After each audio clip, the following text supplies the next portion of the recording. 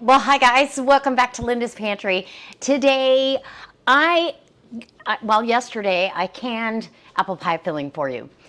And as I was cleaning up, literally I had two steam canners, a big 12-quart pot, a 5-quart pot, two big bowls, the three Cambro containers. I mean, it was a lot of, and then all the utensils it took to make this happen.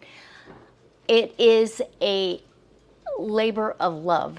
When you put this, and these are sticky because they did siphon a little bit, not much.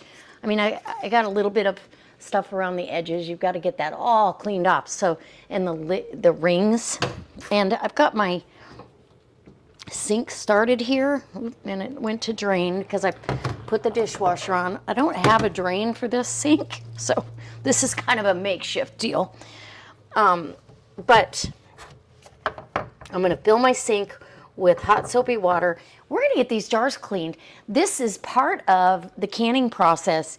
You have a lot to do, not just the putting the fun jars on the shelf and admiring it. There's behind the scenes, there's a lot of work, and we want to make sure that we take care of our product. If you left the jars, you know, with that sticky goo on there, especially in a humid, damp environment, because basements tend to be more damp than not, that can mold and cause all kinds of uglies, and you don't want to compromise your lid. So we're going to get these cleaned up, but first I have to get this sink filled with water. So I'm going to do that, and I'll be right back, and I'm going to show you what you have to do after the fact and how I wash my jars. Everybody does it a little bit different, but you know, it seems like it should be a no-brainer, but in reality, sometimes it's nice to see what really happens behind the scenes after the fact. Okay, so I've got about 2 inches of water. You don't need it full, but you need some water. Get all your rings off and set your jars down into the sink. I guess I should set them over here so you see what's going on. And they are sticky. Ooh, they are. But we're going to change that. And this happens with pie filling. Sometimes it happens with tomato products. They will tend to siphon a little bit just because the product swells so much. Even though I did that, I blanched the apples, which you need to. If you don't blanch, you're going to end up with siphoning as well. I did blanch my apples, and I debubbled, and I also did 1.25 to 1.5 inches of headspace. That's how much this swells. So I believe it's the Amish cookbook or canning and cookbook that tells you to do 1.5 inches. And usually they're pretty close to being correct. Maybe I should have done a little bit more, but I have no regrets. Everything's sealed, it's just fine, and it's going to be just fine. You always think, oh, if it siphons, it won't seal, but it does. It really does. So we are just fine. We'll put this right there and get these rings. The rings, I like to soak the rings. They're like my least favorite thing to have to deal with cleaning-wise. But then I get my sponge and I just start working the sides of these, the tops of my jars, because this one, it siphoned out a little bit through around the front of the ring too, seems like.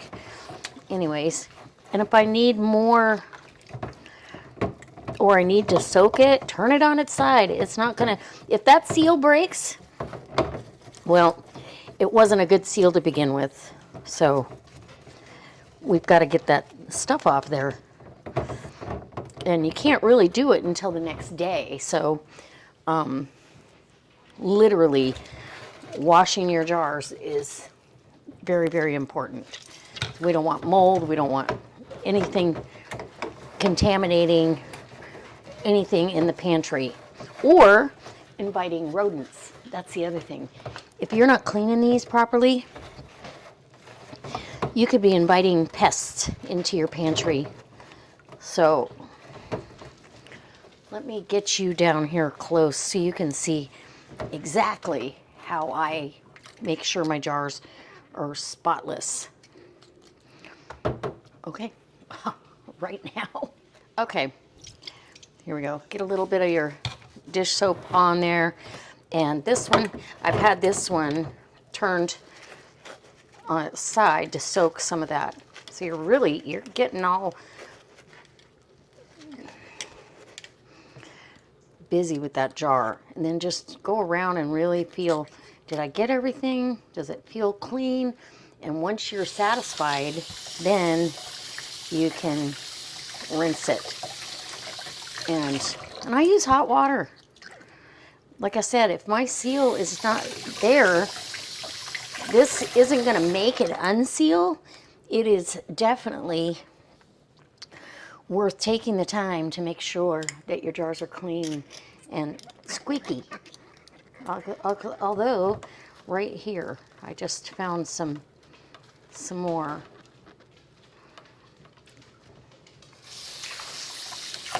Okay, and there you go.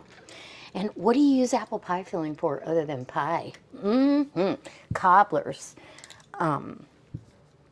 All kinds of good stuff. Oh my gosh. I love apple pie, but you know, you've got to cut up 5 or 6 large apples and peel them and, you know, core them and do all that stuff. It isn't always a convenient thing to do at the last second, or let's say you are all of a sudden going to have company that you weren't expecting, and you want to have a dessert and they all love apple pie. This is a quick and easy way to do that. And we only have pie, you know, apple pie probably 4 times a year. Well, there it is. It's all squeaky. Squeaky clean. Okay, that's what I want. Squeaky, squeaky clean. These could go to the fair. What do you think? Beautiful, absolutely beautiful. And with the sun shining on it, it looks like jewels floating in that jar. I just absolutely love it. Now, once we get the jars all washed, then we got to deal with those sticky, icky rings. And this jar wasn't too bad. So I go around with my hands, make sure I am happy with what's come off of there, or what's not still on there, and put that right there. Just gorgeous. Gorgeous, gorgeous. Okay, this one is really sticky.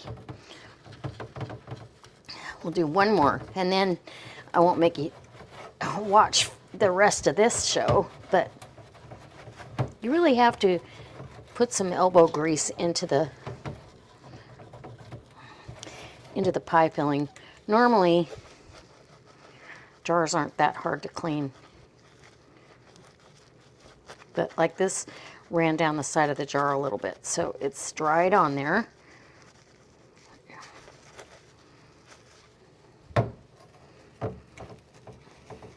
Obviously, you don't want to drop your jar or cause any kind of damage to your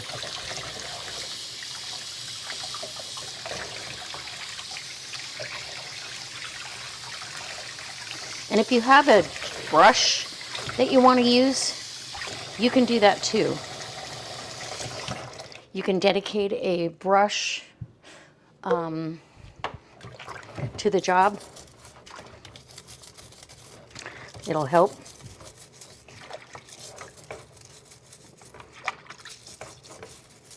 Kind of. I don't know that it's helping more, or maybe. I'm going to set this one on its side because it's really got a lot going down the side. That one as well, and that one. And we'll just set them all down. I know that we are all sealed well, so I'm not worried about that. Okay, now let's get our rings. Okay. You just have to get in there. And then I dry my rings, and these are 4 jars rings, so they really hold up nicely. I dry my rings going this way, so I'll get these all done, and then that one is not a 4 jars. Neither is that. But that's okay. I can't wait for the 4 jars quarts to come out. I'll be loading up on those, and I'm hoping they come out with the 24-ounce jars as well. I'm very excited that I got this much pie filling out of that recipe, because I won't have to do apple pie filling itself for a year or more. And that makes me happy. All right. That's all my rings. Now I can rinse them. I think that's it. Nope, got one more. Or did I already wash that? Yeah, they're actually cleaning up easier than I thought they would. And I don't run my rings through the dishwasher, because most dishwashing tabs have bleach solution, powder type additives in there, and I'm just setting these so they can drain properly, because you don't want rust building up on your rings, or they will, at some point they will fail on you and you won't be able to use them.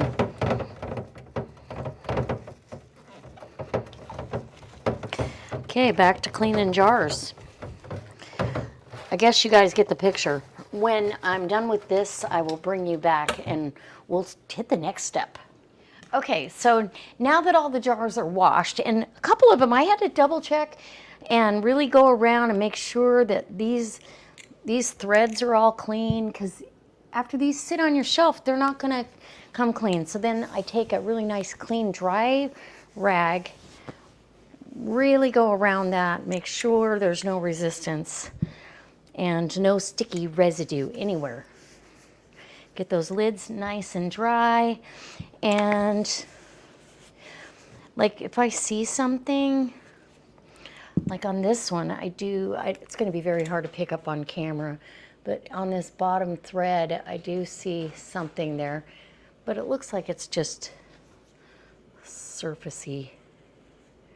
Yeah, I got it. You just want to make sure you're getting all that cleaned off there and dry, because I don't want to put it into a cool basement, damp at all. And I do this the very next day, so this chore is done. And we got dogs.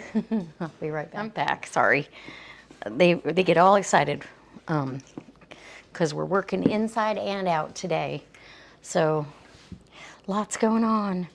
Okay, here's one that, oh, no.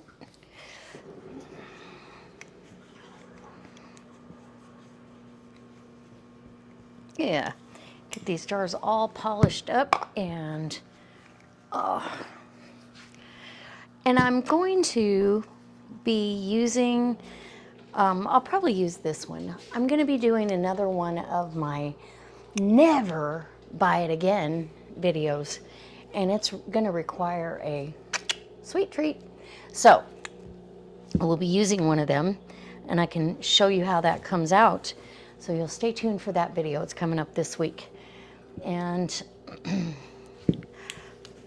yeah, all of these are just squeaky, squeaky, squeaky. I love it. Love it. Get my rings or my threads really nice and dry. Okay. One more here, I think.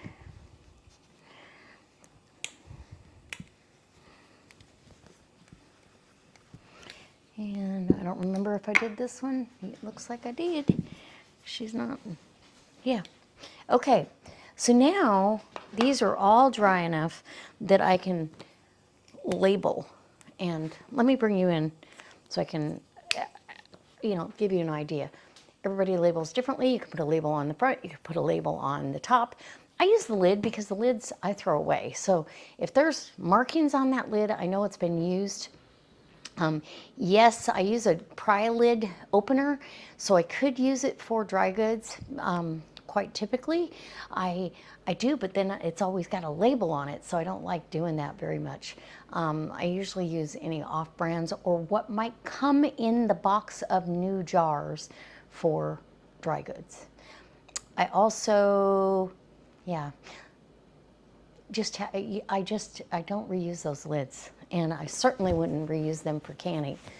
The people that do that are taking a risk with all their hard work and the resources to get the stuff. So keep that in mind. I mean, if you're willing to take the risk.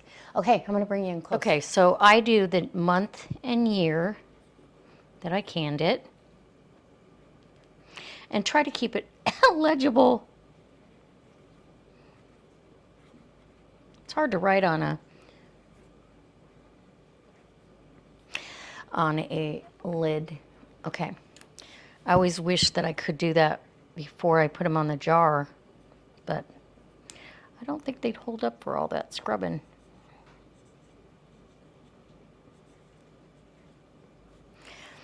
And so I get all my jars, and now I'm going to put them into this basket. This, I ordered this online. I have it folds down flat, but I have a small one too, and that's how I carry food and stuff from the basement up and down the stairs when I have multiple jars. And this is heavy with 7 quarts in here, or 6 quarts in here, so I'm not going to take all of them. Ooh, I feel, see, so handling these jars, I feel a sticky spot. I'm going to get that jar back over there and do another, yeah, they've got a couple sticky areas. And you might ask at this point, why do you need to label them if it's obvious what that is? Well, to you it is, and to me. But I've had jars that I didn't label and I just put the date on them. It's very rare that I do that, because what happens is a year later you go, was that pears or was that apples, or was that, what was that? I mean, it looks delicious, but I need, I need it to be apples. And if you open it and it's pears, or it's, something else you didn't know, because you didn't label. Yeah. I label. And this one marker was kind of failing. Bye. And one more. So it's 2 trips down the stairs, but I've already had multiple trips because I had to take all those big pots, the Cambros, everything had to go back downstairs. And then I've got to swap out, because today I'll be prepping beets for you to do pressure canning beets, just plain beets in water, and absolutely stocking the shelves with beets. So if you want to see that video, leave me a comment in the comment section.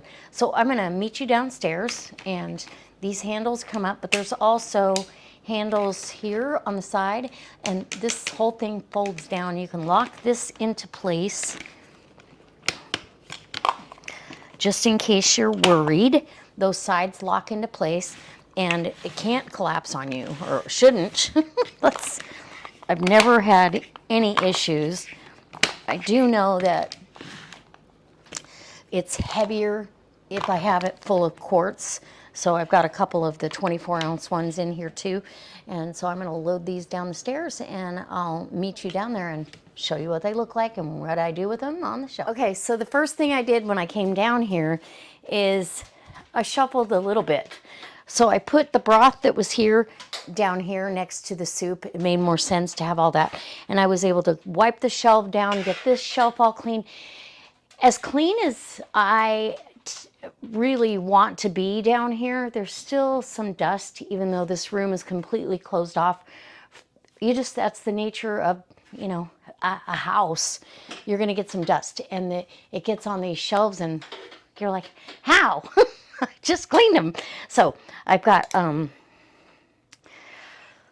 the first row apple pie filling on here, and so then I can set these here, and they are not out of sight, out of mind. If they're down lower, I mean, I use my broth almost every day. The dogs get it. I like a cup of bone broth.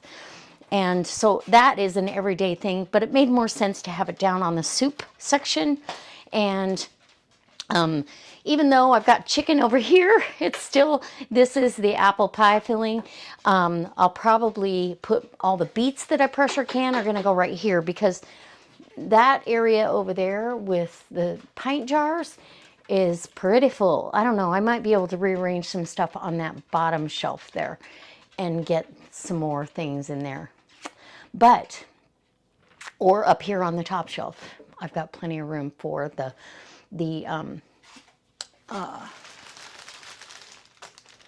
reminds me, I need to take some of these down, or upstairs. Little paper plates, I use them for lunches. I use them, you know, we use them more than we probably should, but till the kitchen is totally back together and we're done with the remodel, that's the way it is. So I'm gonna grab my beets and get prepping, but I hope this inspires you to really take note that there's reasons why we store our jars without their rings, because we don't want to false seal. If one of these becomes or it comes unsealed, I want to know about it as soon as it happens. So, and while I was washing and moving, I'm checking the seals. I want to make sure all my seals are good, and especially things that have been on the shelf for a hot minute, I go ahead and check. Like this. This is black beans, what I need to use from 2017. So those, I'm going to put those up front here. In my mind's eye, I will see that and I will make black bean soup or refried beans with those black beans. Ooh, that sounds good. Bean burritos. Here we go.